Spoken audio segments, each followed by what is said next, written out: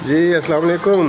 आज हम ride bite पे आए हैं अपने प्यारे भाई खालिद शाह साहब के साथ। ये चौधरी आसफ़ जो खाने वाले पेज वाले हैं, उनके लिए कोई मैसेज है इनके पास। जी खालिद भाई, क्या कह रहे थे आप? अस्सलाम वालेकुम आसिफ भाई, की हाल ने? तबीयत से ठीक है सर।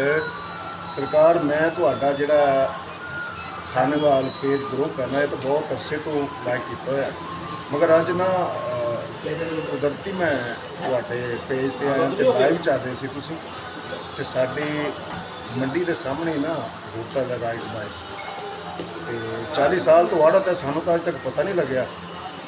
ਤੇ ਤੁਹਾਡੀ ਅੱਜ ਜਦੋਂ ਦੇਖੀ ਨਾ ਵੀਡੀਓ ਲਾਈਵ ਤੁਸੀਂ ਬੈਠੇ ਸੀ, ਜਿਹੜੀ ਡੀਲ ਦੱਸੀ ਸੀ ਦੁਪਹਿਰ ਵਾਲੀ, ਉਹ ਬੜੀ ਕਮਾਲ। ਮੈਂ ਕਿਹਾ ਵੀ ਅੱਜ ਨਾ ਜ਼ਰਾ ਚੈੱਕ ਕਰਦੇ ਆ।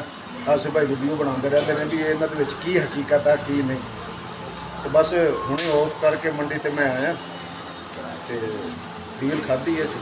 ਕੀ ਬਾਤ ਹੈ ਆਸਿਫ ਭਾਈ, ਬਹੁਤ ਅੱਛਾ ਕੰਮ ਕਰਦੇ ਹੋ ਤੁਸੀਂ। ਬਸ ਇਸੇ ਤਰ੍ਹਾਂ ਸਾਡੇ ਵਾਸਤੇ ਨਾ ਕੋਈ ਹੋਟਲ ਤੇ ਕਾਬੇ ਸ਼ਾਬੇ ਲੱਭਦੇ ਰਹੋ ਤੁਸੀਂ। ਅੱਲਾ ਤੁਹਾਨੂੰ ਵਾਸਤਾ ਤੇ ਹੱਸਦਾ ਤੇ ਮੁਸਕਰਾਉਂਦਾ ਰੱਖੇ। शुक्रिया।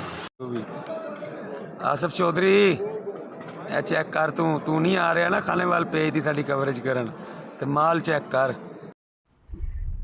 मेरी जिंदगी है तू, मेरी जिंदगी है तू, गम है या खुशी है तू,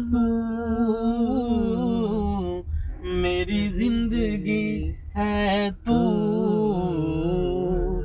मेरी जिंदगी है तू। आफतों के दौर में, आफतों के दौर में चैन की घड़ी है तू,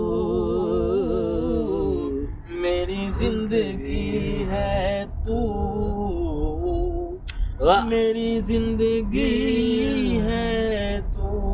कमाल कर दिया सर। मैं तो वो नहीं रहा, मैं तो वो नहीं रहा, हाँ मगर वही है तू, मेरी जिंदगी है तू, मेरी जिंदगी है तू। नासिर इस दयार में, नासिर इस दयार में कितना अजनबी है तू, मेरी जिंदगी है तू, मेरी जिंदगी है। क्या बात।